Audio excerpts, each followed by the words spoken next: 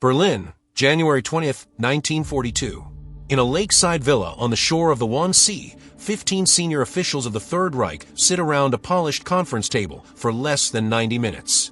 In that short window of time, they coordinate the machinery for the industrial extermination of 11 million people. That meeting, the Wannsee Conference, takes place on the same continent in the same winter that Adolf Hitler orders his engineers to accelerate work on a bomber capable of crossing the Atlantic Ocean, striking Manhattan, and returning to Europe without ever needing to refuel.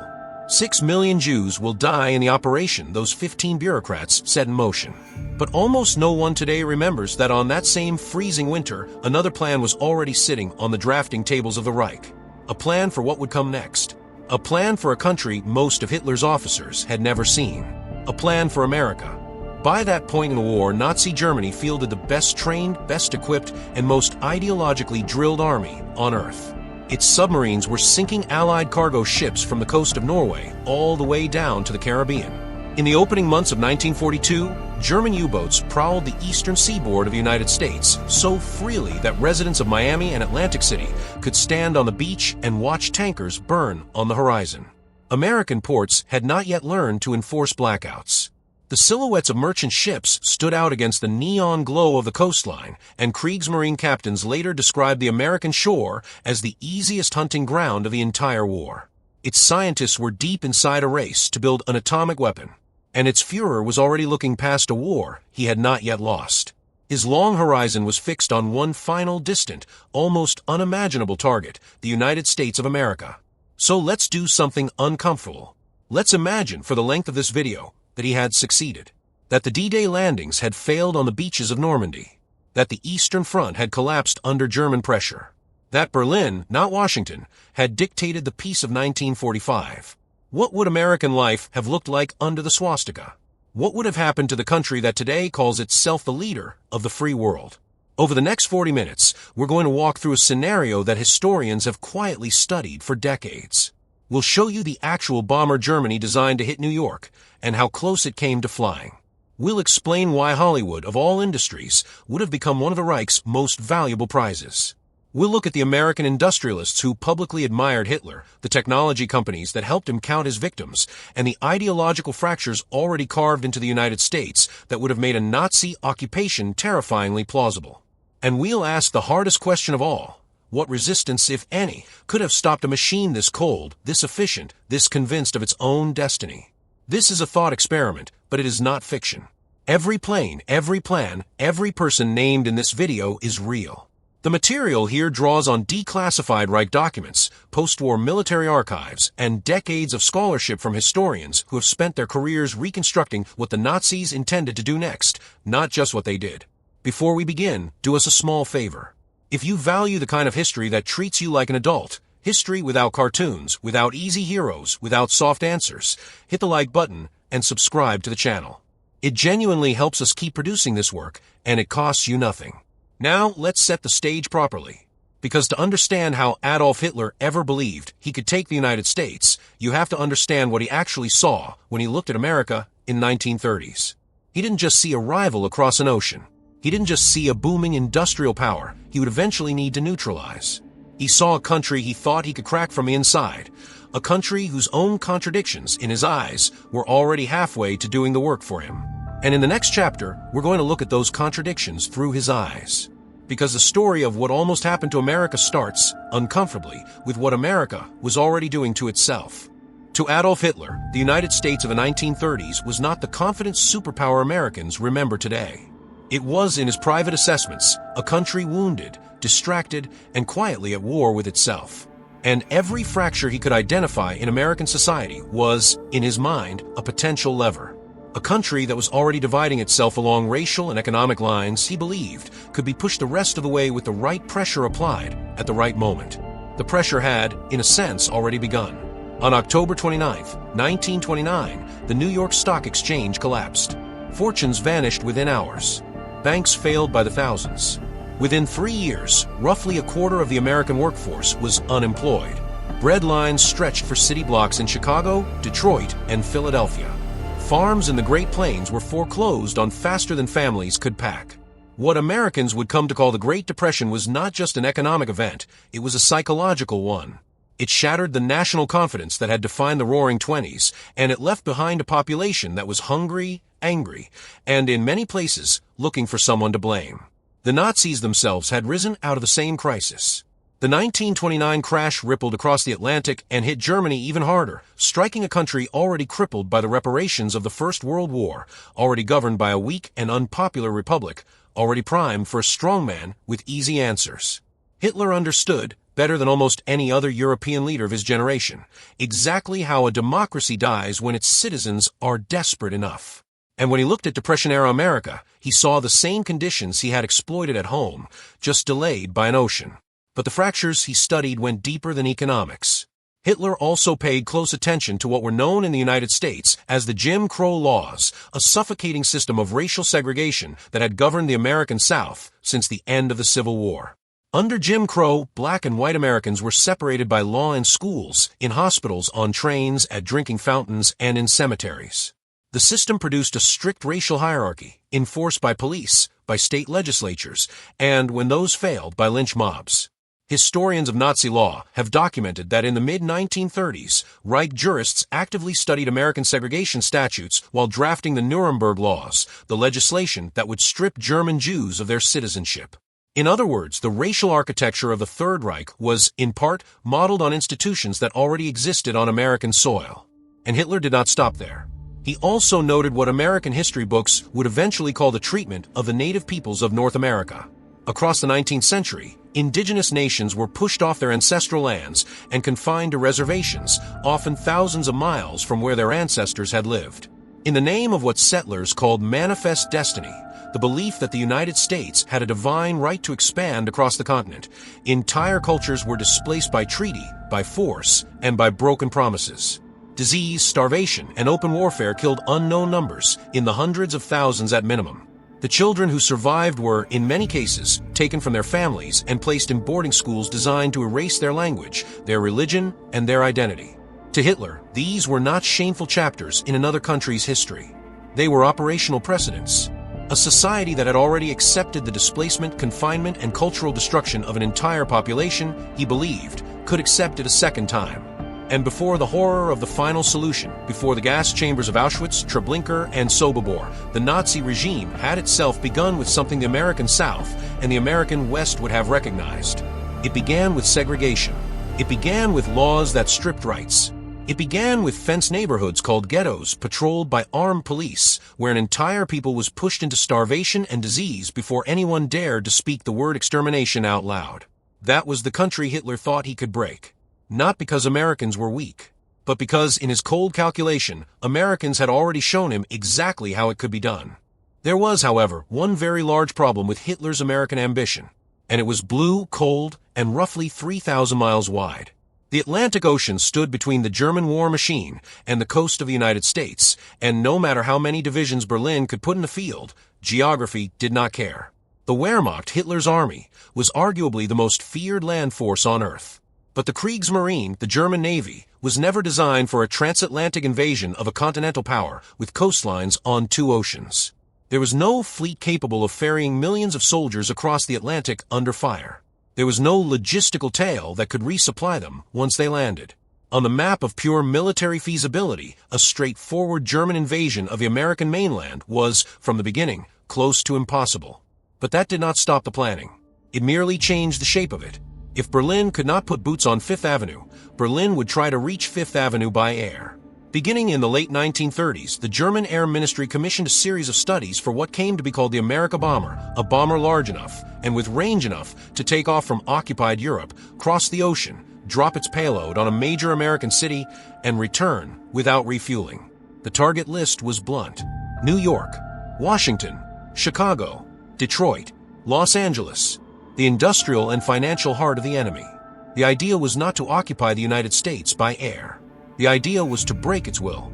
The Amerika bomber program was formally accelerated in 1942 after the Japanese attack on Pearl Harbor pulled the United States into open war and forced Hitler to declare war on Washington in return. German strategists assumed, with some justification, that Japan would keep the bulk of American forces bogged down in the Pacific. What they did not anticipate was how quickly and how massively the United States would also throw itself into Europe. That single miscalculation would eventually pull the plug on the entire program. By 1944, with the Wehrmacht bleeding on the Eastern Front against the Soviets and losing ground in France to the Western Allies, Germany could no longer afford exotic long-range bombers. The Amerika bomber project was quietly shelved. But it was shelved after years of serious drafting, wind tunnel testing, and factory prototyping. It was not a fantasy sketched on a napkin. It was a program with budgets, engineers, and airframes. The single most ambitious airframe to come out of that program was the Messerschmitt Me 264. It was designed to do exactly what the propaganda posters promised: cross the Atlantic, strike New York, and come home. The Me 264 had a wingspan of roughly 43 meters for heavy engines, a projected range in the neighborhood of 15,000 kilometers, and a bomb bay capable of carrying several tons of ordnance. It made its first test flight in December of 1942, with results that were promising enough to keep the program alive for another 2 years. The plane never entered mass production, and it never dropped a bomb on American soil. But the design existed. The prototype flew. And after the war, the surviving documents were combed over by American, British, and Soviet intelligence, each of whom recognized, uncomfortably, how close the Reich had come to reaching across the ocean. Rumors persist to this day of clandestine reconnaissance flights that supposedly brought a German bomber within sight of the American coast in 1944. Those stories have never been documented with hard evidence, and most serious historians treat them as legend. But the underlying truth is not a legend at all. Hitler was serious about hitting the United States from the air. He was serious enough to divert scarce wartime resources into it. And in our hypothetical, a world in which Germany was not being crushed simultaneously by the Red Army in the East and the Allies in the West, those bombers would almost certainly have flown. The question was never really whether the Reich wanted to reach America. The question was only whether it would ever run out of enemies fast enough to have the resources left to try. And in the world we're imagining today, it does not. Now let's move from the runways of the Reich to somewhere much stranger and, in its own way, much darker. Because if Nazi Germany had ever managed to establish real influence over the United States, one of the first targets on its list would not have been a military base or a shipyard. It would have been a soundstage in Los Angeles. It would have been Hollywood. The relationship between Adolf Hitler and the American film industry was, in life, one of the more disturbing intimacies of the 20th century. Hitler was a genuine, obsessive film fan. He watched movies constantly, often for hours a night, in private screening room at the Berghof, his mountain residence in the Bavarian Alps. Aides describe him ordering prints of the latest American features, sometimes before they had even opened in German theaters. And of all the studios in the world, the one that fascinated him most was Walt Disney's. Hitler is documented to have kept Disney animation cells in his personal collection. He watched Snow White and the Seven Dwarfs and screened it for guests. A man responsible for the industrial murder of millions of human beings sat in a darkened room in the Alps and laughed at cartoons drawn in Burbank. For Hollywood, meanwhile, Germany was business. Throughout much of the 1930s, Germany was the second largest foreign market for American films, and the American studios, many of them founded and run by Jewish immigrants, went to extraordinary lengths to keep that market open. Reich censors were permitted to review American films before they were exhibited on German soil. Cuts were demanded, and cuts were made. In some cases, studios produced two separate versions of a film, one for the American audience and a shorter, ideologically sanitized version for the audience in Berlin, stripped of racial themes, of Jewish characters, of anything that might displease the Reich Ministry of Propaganda. Is a chapter of Hollywood history that the industry, for very understandable reasons, has never enjoyed remembering. Now, in our hypothetical world, a world in which Berlin dictates the peace of 1945, that relationship inverts overnight. Hollywood is no longer negotiating with Nazi censors. Hollywood is Nazi censorship. And the man in charge of turning American cinema into Reich cinema would almost certainly have been the same man who was already doing the equivalent job in Germany, Joseph Goebbels, Hitler's Minister of Propaganda. Goebbels had, over the previous decade, transformed German cinema into one of the most technically sophisticated propaganda operations on the planet. He commanded generous budgets, cutting-edge equipment, and a stable of directors who understood that art, in the Reich, existed to serve the state. The single most famous of those directors was a woman, Leni Riefenstahl. Her 1935 film Triumph of the Will, a documentary of the Nazi Party rally in Nuremberg, is still studied today in film schools around the world, not because anyone defends its politics, but because its technical innovation and sheer visual power were undeniable. Riefenstahl invented shots, angles, and editing rhythms that the entire industry, including Hollywood itself, would quietly borrow from for decades afterward. After the war, she was investigated, subjected to what came to be known as denazification proceedings, and effectively frozen out of the industry. She spent the rest of her life trying and failing to be forgiven. In our alternate world, Riefenstahl is not shunned. She is celebrated. She is flown to California. She is handed a production office at a major American studio.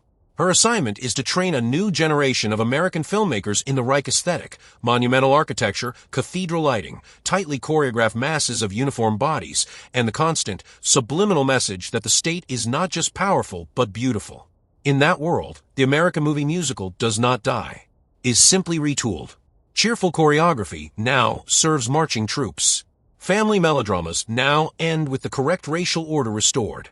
Cartoons are used to teach children which of their neighbors do not belong.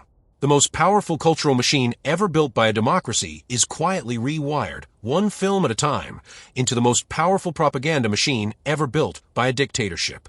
And the audience at first barely notices because the popcorn still tastes the same. If that scenario feels uncomfortably vivid, it is because American culture itself has spent the better part of a century picking at the same nightmare. Long before streaming series and thick alternate history novels, Hollywood was already imagining what a Nazi America would look like. And remarkably, some of the earliest and sharpest imaginings came from the very studio Hitler admired most. In 1943, at the height of the war, Walt Disney released a short animated film called Der Führer's Face. In it, Donald Duck wakes up in a nightmarish version of Nazi Germany, forced to march, forced to salute, forced to work in an armaments factory to a soundtrack of hysterical Nazi anthems. The short openly mocked Hitler, ridiculed the salute, and painted the regime as a suffocating, absurd machine that turned free men into obedient dolls. It won the Academy Award for Best Animated Short that year.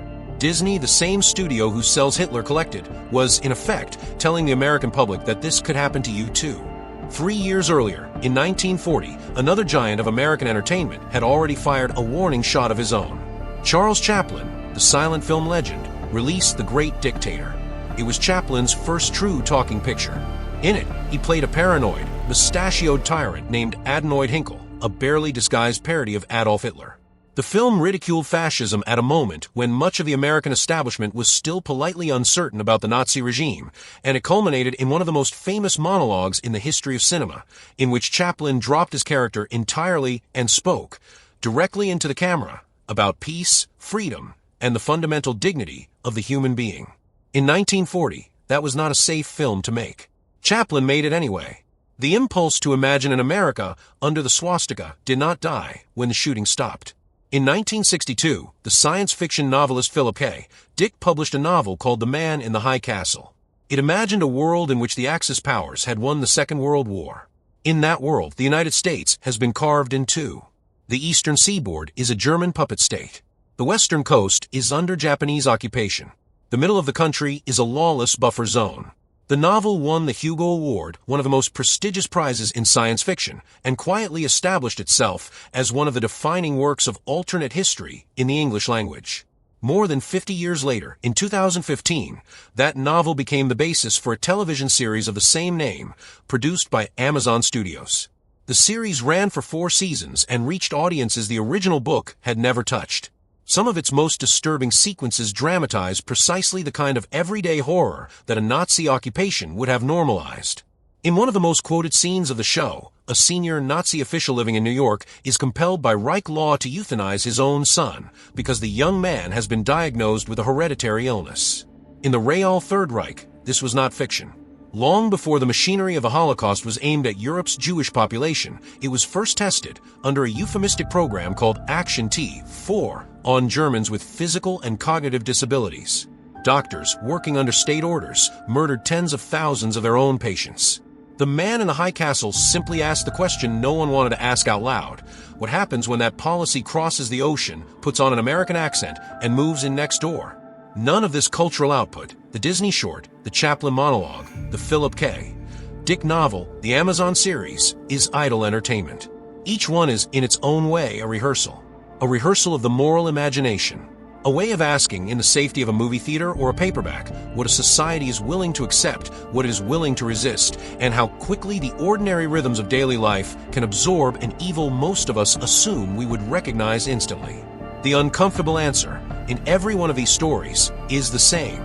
Ordinary life absorbs almost anything, which is exactly the answer Adolf Hitler was counting on. No power on earth conquers a country the size of the United States alone, not even Nazi Germany. And Adolf Hitler knew it. Any serious effort to break the American colossus would have required a coalition of allies, sympathizers, and quiet collaborators, some overseas, some inside the borders of the United States itself. The unsettling truth of the historical record is that every one of those pieces already existed. Start with the obvious one. In the East, Hitler had a nominal partner in Imperial Japan.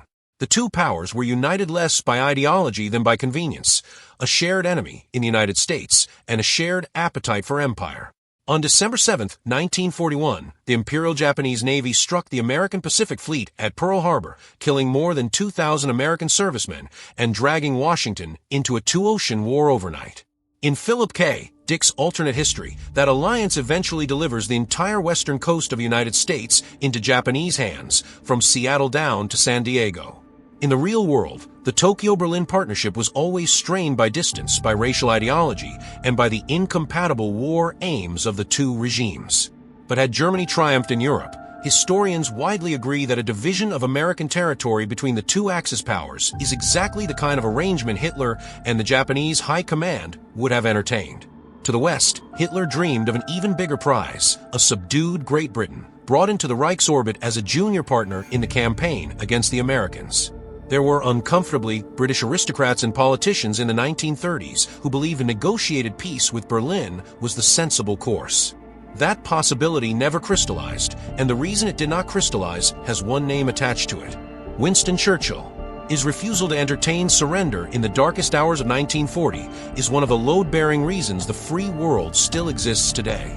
In our alternate scenario, in a world where Churchill loses that argument or never rises to lead it, the geopolitics of the West look nothing like they do now. But the most disturbing collaborators, in any honest telling of this story, were not overseas at all. They were American, and they were not marginal. Henry Ford, the founder of the Ford Motor Company and one of the most famous industrialists on the planet, was a public admirer of Adolf Hitler. In 1938, Ford received the Grand Cross of the German Eagle, the highest honor the Nazi regime could bestow on a foreign citizen. Charles Lindbergh, the aviator who had flown solo across the Atlantic and become perhaps the most famous American alive, campaigned openly against American entry into the war and warned that Jewish influence was pushing the country toward a fight that was not its own. Organizations like the German-American Bund, headquartered in New York, held enormous rallies, including one at Madison Square Garden in February of 1939 that drew an audience of roughly 20,000 people, complete with American flags standing shoulder to shoulder with swastikas. Beyond individuals and rallies, there were entire American corporations whose products ended up serving the Reich's most sinister purposes. The most notorious case is the International Business Machines Corporation, IBM.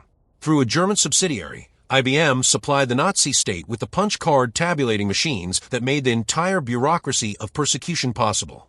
Those machines allowed the Reich to identify, classify, and track its victims, Jews, Roma, disabled Germans, political prisoners, with a precision no earlier regime had ever achieved. The gas chambers were German. The industrial data pipeline that fed them, in significant part, was American. In our alternate history, that same technology, developed and refined during the war, is simply pointed at the American population itself. And there is one more precedent that historians never let us forget. During the Second World War, the government of the United States forcibly relocated roughly 120,000 people of Japanese ancestry, most of them American citizens, into internment camps in remote, poorly built barracks scattered across the western states. President Franklin Roosevelt himself signed the order that put them there. It is a chapter that Americans, to their credit, have since acknowledged as one of the greatest injustices of their 20th century. But in our thought experiment, it is not just a stain. It is a template. A template a triumphant Reich would have been only too happy to expand. Now, let's ask the question a lot of you have been waiting for. If the swastika had ever flown over Washington, would the American people have accepted it? Would there have been resistance? And the honest answer is, of course there would have been. The uncomfortable follow-up question is, resistance of what kind and at what cost? The tradition of American insurgency is old. The country was born out of an insurrection against an empire. The Civil War, less than a century later, remains the bloodiest conflict in American history, a war Americans fought against other Americans over the moral question of whether human beings could be owned. Every conquering force in modern history that has tried to hold a large, armed, politically restless population against its will has eventually paid a price for it, and the United States, in this scenario, would have been the largest and most heavily armed population any occupying power had ever tried to govern.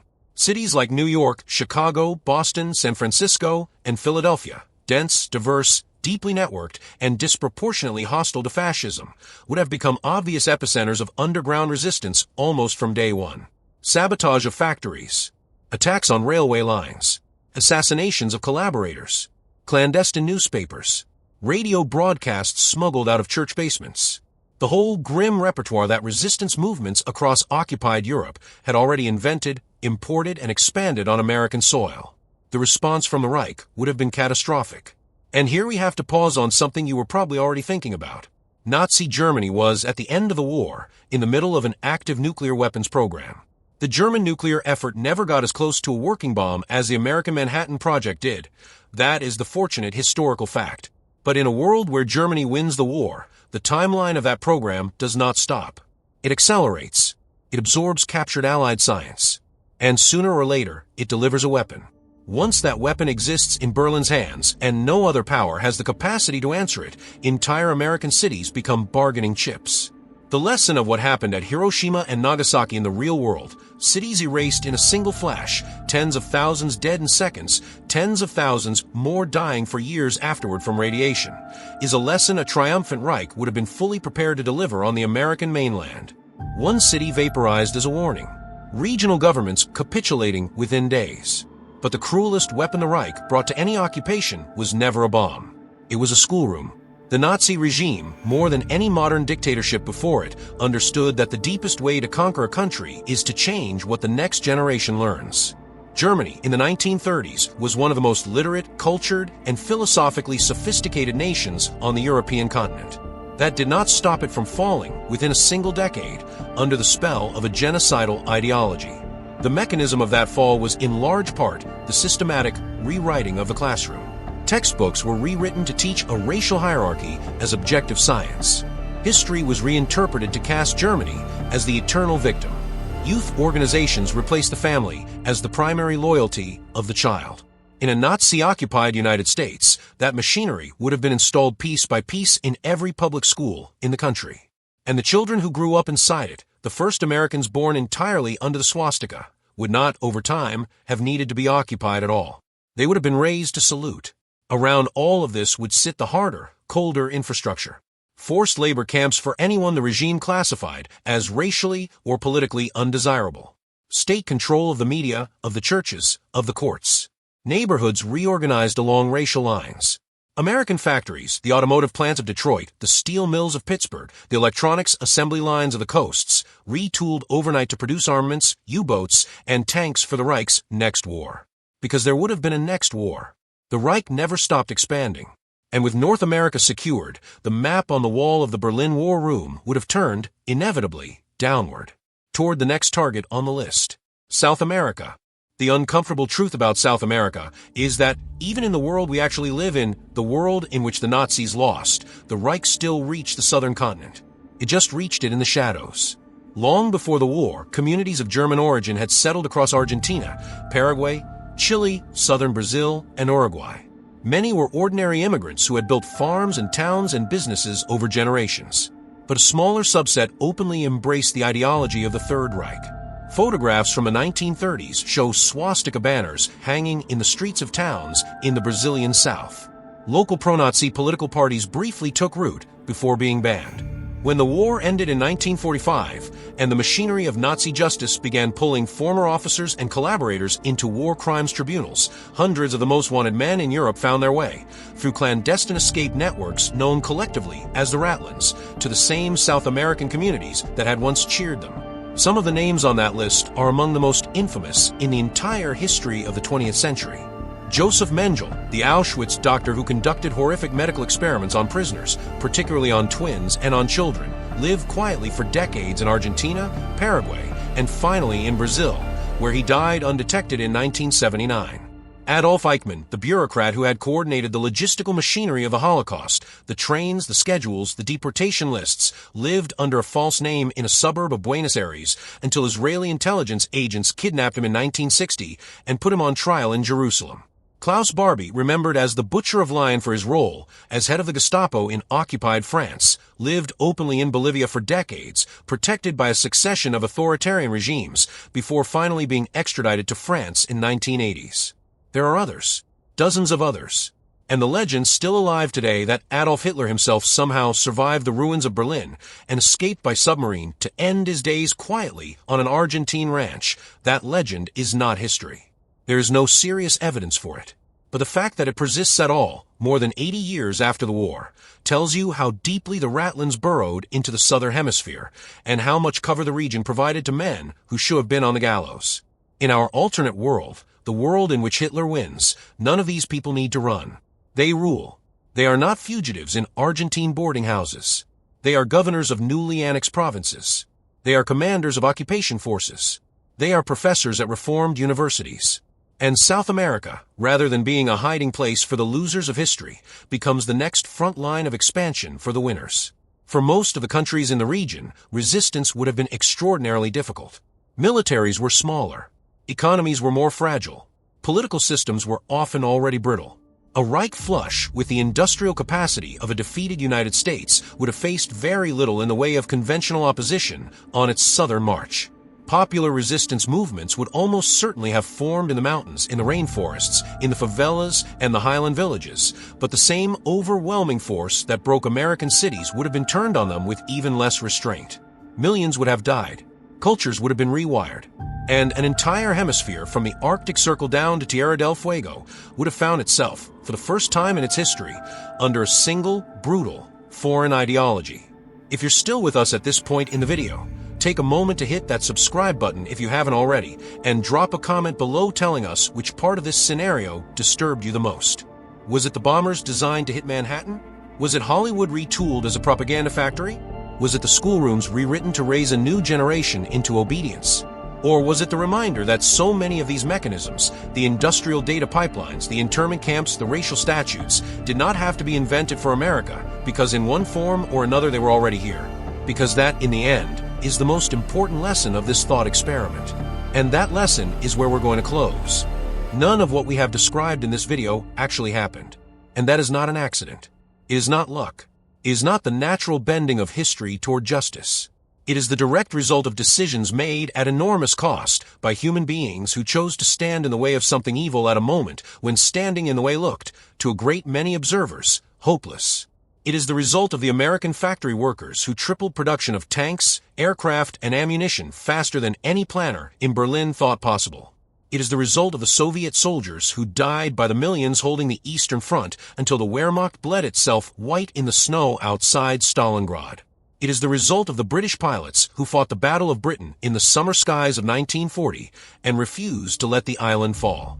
It is the result of the resistance fighters in France, in Poland, in the Netherlands, in Norway, in Greece, in Yugoslavia, men and women who ran messages, hid children, blew up train tracks, and when captured, died in silence rather than give up the names of their friends.